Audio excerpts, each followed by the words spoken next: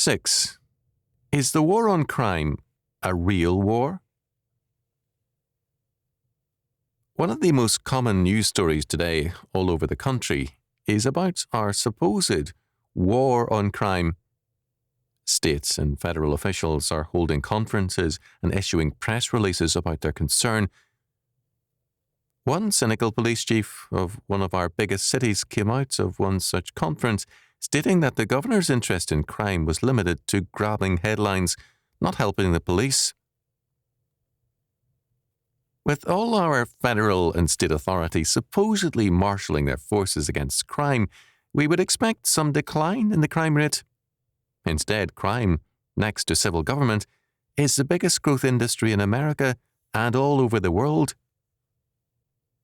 The states and federal governments are, in fact, spending more time going after you and me than going after criminals. As a starter, consider all the effort spent in collecting and auditing tax returns.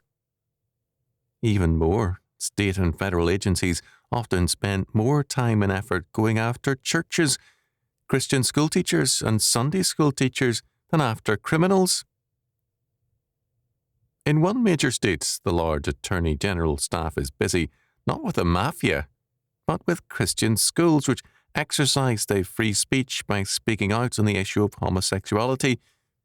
This supposedly made them political and hence not deserving of tax exemption.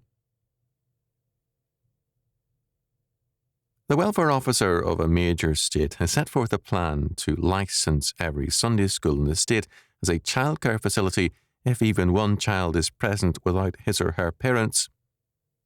Furthermore, all 50 states are now developing child's control programs, not for delinquent children, but for all children. Is there a war against crime, or is there a war against we who are law-abiding and God-fearing citizens?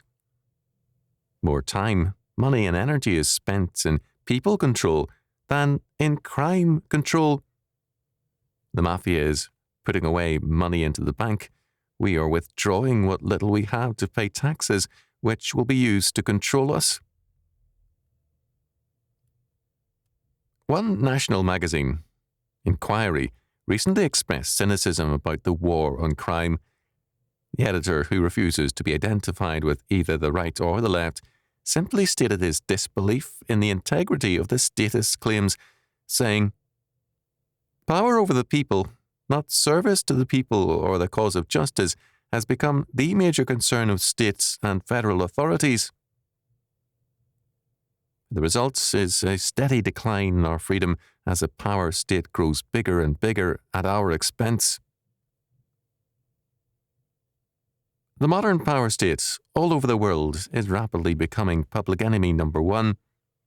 The United States, the Soviet Union, Red China, France, Britain, Italy, Germany, and other states everywhere may sometimes be at war with each other. More and more, however, it seems as though they are always at war against their own people. Modern man needs freedom from the power state.